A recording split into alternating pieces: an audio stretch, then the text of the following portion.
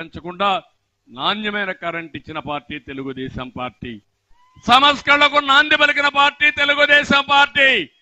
మళ్ళీ హామీ ఇస్తున్నా, మళ్ళీ మీ అందరికీ కరెంటు ఛార్జీలు పెంచకుండా నాణ్యమైన కరెంట్ ఇచ్చే బాధ్యత జనసేన తెలుగుదేశం పార్టీ తీసుకుంటామని చెప్పి కూడా మీకు తెలియజేస్తున్నా. ఇప్పుడు మీరు ఒకసారి చూస్తే సోలార్ విండ్ వచ్చింది. దీనివల్ల ఖర్చు తగ్గాలి, పొల్యూషన్ పూర్తిగా తగ్గుతుంది, వాహనాలు కూడా ఎలక్ట్రిసిటీతో వాహనాలన్నీ వచ్చే పరిస్థితికి వచ్చాయి. ఇలాంటి మంచి రోజుల్లో వినూత్నంగా ముందుకు పోవాల్సిన ప్రభుత్వం అవినీతికి పాల్పడి కరెంటు ఛార్జీలు పెంచి మీ నెత్తిన భారవేసే పరిస్థితికి వచ్చారు. నేను అందుకనే మీ అందరికీ హామీ ఇస్తున్నా, మళ్ళీ సోలార్ విండ్ ఎనర్జీ ఉత్పత్తి చేస్తాం. మీ పొలంలోనే మీరు కరెంట్ ఉత్పత్తి చేసుకుని మీకు ఎంత కావాలో కరెంటు ఉపయోగించుకుని మీకు మిగులుంటే డిపార్ట్మెంట్కి ఇచ్చి తద్వారా మీ ఆదాయం పెంచే మార్గం కూడా నేను చూస్తున్నాను. అది కూడా చేస్తామని చెప్పి కూడా నేను మీకు తెలియజేస్తున్నా. ఇంకో పక్కన అడుగుతున్నా ఈ కుండ వాళ్ళందరినీ, బాధుడే బాధుడు, మామూలు బాధుడు కాదు, పన్నులు బాధుడితో పేదల రక్తం దాగే మాయగాడి జగన్. అన్నా క్యాంటీన్ కట్ చేశాడు, పండుగ కానుకలు కట్ చేశాడు, పెళ్లి కానుక కట్ చేశాడు, చంద్రన్న బీమా కట్ చేశాడు, బెస్ట్ అవైలబుల్ స్కూల్స్ కట్ చేశాడు, ఫీజు రీఎంబర్స్మెంట్ కట్ చేశాడు, రైతు సబ్సిడీలు కట్ చేశాడు. 1-2 కాదు, 100 కార్యక్రమాలు నేను ఇచ్చేటన్ని కట్ చేసి ఈరోజు ఏకంగా మీరు చూస్తే పేదవాళ్ల ద్రోహిగా మిగిలిపోయే పరిస్థితికి వచ్చాడు. ఇప్పుడు మాట్లాడుతున్నాడు నవరత్నాలని. జగన్ అవునా కాదా అంటే బ్రాండ్ మాత్రం జగన్ బ్రాండ్లన్నీ వచ్చే బూమ్ బూమ్ అంట, ప్రెసిడెంట్ మెడల్ అంట, స్పెషల్ స్టేటస్ అంట. నాకే అర్థం కాల ఈయన ఇంత ఇన్నోవేషన్ ఎట్లా వచ్చిందో. సావు తెలివి, ఇలాంటి అడ్డదారిలో మాత్రం బ్రహ్మాండమైన తెలివైన వాడు. ఇంకో పక్క మీరు చూస్తే పన్నులు పెంచారు, పెట్రోల్ ధరలు పెంచారు, ఆర్టీసీ రేట్లు పెంచారు, నిత్యావసర వస్తువుల ధరలు ఆకాశాన్ని అంటున్నాయి. అవునా లేదా అమ్మా? బియ్యం పెరిగింది, పప్పు పెరిగింది, కూరగాయలు పెరిగాయి, చక్కెర పెరిగింది. పెరిగింది ఏమైనా ఉందమ్మా? చింతపండు పెరిగిపోయింది. నేను ఒకటి హామీ ఇస్తున్నా, మళ్ళా తెలుగుదేశం పార్టీ వస్తానే జనసేన తెలుగుదేశం పార్టీ ధరలు తగ్గించే బాధ్యత మాదని మీ అందరికీ హామీ ఇస్తున్నా.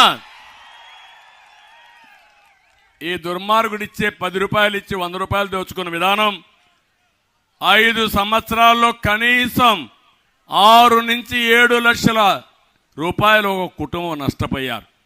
మీకే అప్పున్నాడు, ఆయన ఇచ్చింది ఏమీ లేదు, మీ దగ్గర వసూలు చేసుకునేది ఎక్కువగా ఉందని చెప్పి కూడా మీకు తెలియజేస్తున్నా. కడాన చెత్త పైన కూడా పన్నేశాడు, కడాన 12 లక్షల కోట్ల రూపాయలు అప్పు తెచ్చాడు. ఆ అప్పు ఎవరు కడతారు? మీరు కడతారా, ఆయన కడతాడా? ఏమమ్మా, అంతే కదా? అంటే బాగా చదువుకున్న వాళ్ళు వెళ్ళిపోతారు ఇక్కడి నుంచి, చదువుకోని వాళ్ళు అందరూ ఇక్కడ ఉంటారు, మీరు బానిసల మరి కష్టపడతానే ఉంటారు పన్నులు కట్టడానికి. ఇది ఈయన విధానం. అందుకే ఇంకో పక్క సామాజిక న్యాయం అంటున్నాడు. ఎక్కడుంది సామాజిక న్యాయం అని అడుగుతున్నా. ఈరోజు మీరు చూడండి, ఇది సామాజిక న్యాయం కాదు, సామూహిక ద్రోహం. ఇంకో పక్క సామూహిక హత్యలు. ఏంటి అన్ని? ఒక పేదవాళ్ల ద్రోహి ఈ జగన్మోహన్ రెడ్డి అని చెప్పి కూడా నేను మీకు తెలియజేస్తున్నా. దళితులకు ఇచ్చే కార్యక్రమాలు 22, 27 సంక్షేమ కార్యక్రమాలు రద్దు చేశారు. ఇది సామాజిక న్యాయం అని అడుగుతున్నా. సప్లాన్ని ఎస్సీలకు ఎస్టీలకు రద్దు చేశాడు. ఇది సామాజిక న్యాయం అని అడుగుతున్నా. ఒక్క దళిత కాలనీలో రోడ్డు వేసామని అడుగుతున్నా, అభివృద్ధి చేశామని అడుగుతున్నా. నేను చెప్తున్నా, మేమేం చేశామని మీరు మాట్లాడుతున్నారు. మీరు నడిచే రోడ్లు నేను వేసిన రోడ్లే. మీరు కూర్చునే మరుగుదొడ్డు కూడా నేను కట్టిన మరుగుదొడ్డే. నువ్వు తినే తిండికి వాడే గ్యాస్ కూడా నేను ఇచ్చిన గ్యాసే. అవునా కాదా? మీరు తిరిగే ఊర్లో తిరిగినప్పుడు ఎల్ఈడి బల్బులు ఉన్నాయి. ఆ వెలుగులు కూడా నేను ఇచ్చింది తప్ప, తెలుగుదేశం తప్ప నువ్వు వేసింది ఏమీ లేదు. ఇంకో పక్క మీరు చూస్తే బెస్ట్ అవైలబుల్ స్కూల్స్ పథకం రద్దు చేశావు, కులాంతర వివాహాల ప్రోత్సాహం రద్దు చేశావు, అంబేద్కర్ విదేశ విద్య పేరు అంబేద్కర్ గారి పేరు పెడితే అంబేద్కర్ కంటే గొప్పోడంటే ఆ పేరు తీసి ఈయన పేరు పెట్టుకుంటాడు. అంటే ఏ విధంగా అంబేద్కర్ని కూడా అవమానం చేసే విధంగా ఆయన పేరు తీసేశాడంటే ఇది చాలా దుర్మార్గం అని చెప్పి కూడా నేను మీకు తెలియజేస్తున్నా. ఇవన్నీ కూడా ఇది ఒక పెత్తందారితనం. చెప్పేదంతా నీతులు చెప్తాడు, చేసే పనులు మాత్రం సైకో పనులు చేస్తానే ఉంటాడు. దళితులు ఎవరు కూడా నోరెత్తకూడదు, ప్రశ్నించకూడదు, ఆయన ముందర ఎవరు కూడా నిలబడకూడదు.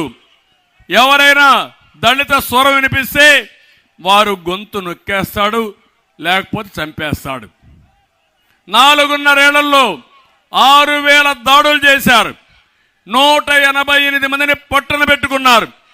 మాస్క్ అడిగినటువంటి సుధాకర్ని పిచ్చోడిని చేసి చాలా దారుణంగా చంపేశారు. కోడి కత్తి శ్రీనివాస్ ఇక్కడే ఉన్నాడు, పాపం 5 ఏళ్ల నుంచి జైల్లో ఉన్నాడు.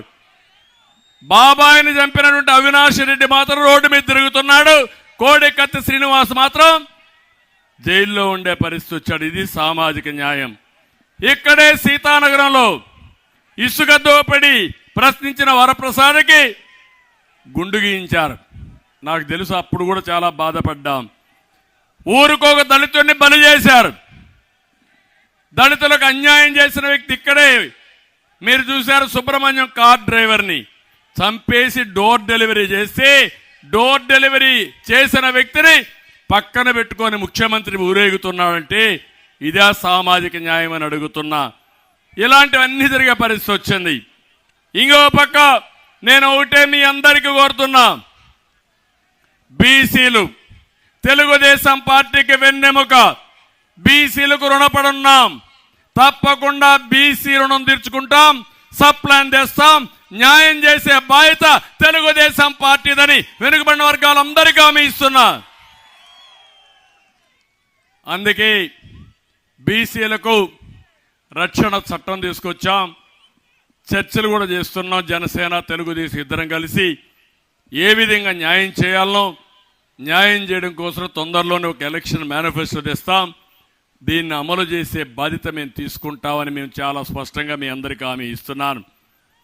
ఇంకో పక్క ఈరోజు మీరు చూస్తే సామాజిక న్యాయం అని మాట్లాడే పెద్ద మనుషులు సామంత రాజులు పెట్టారు. పెద్దిరెడ్డి, సాయిరెడ్డి, సుబ్బారెడ్డి, సజ్జల్ రెడ్డి, వీళ్ళది పెత్తనం.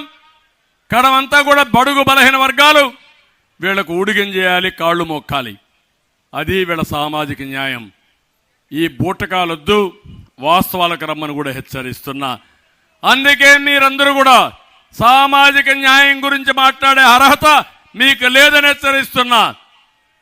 నేను మొన్నే మేము